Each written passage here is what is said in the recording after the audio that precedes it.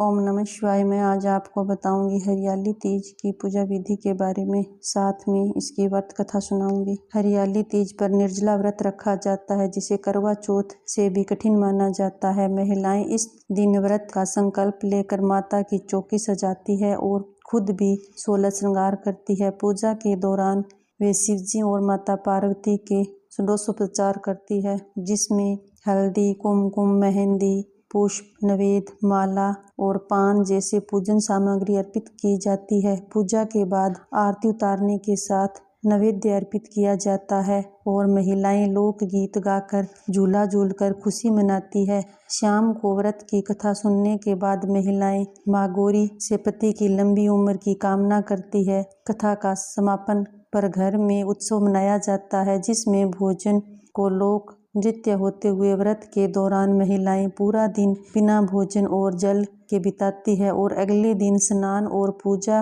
के बाद भोजन करती है। इस दिन मायके से श्रृंगार का सामान और मिठाइयाँ ससुराल भेजी जाती है और हरे वस्त्र, चुनरी, हरा श्रृंगार और मेहंदी लगाने की परंपरा होती है। पौराणिक कथा के अनुसार माता सती ने हिमालय राज के घर माता पार्वती के रूप में पुनर्जन्म लिया। माता पार्वती ने बचपन से ही भगवान शिव को पति के रूप में पाने की कामना कर ली थी। गुजरते समय के साथ जब माता पार्वती विवाह हो गई तो पिता हिमालय शादी के लिए योग्य वर तलाशने लगे थे। एक दिन नारद मुनि पर्वतराज हिमालय के पास गए और उनकी चिंता सुनकर उन्होंने योग्य वर के रूप में भगवान विष्णु का नाम सुझाया। हिमालय राज को भी भगवान विष्णु दामाद के रूप में पसंद आए और उन्होंने अपनी रजामंदी दी।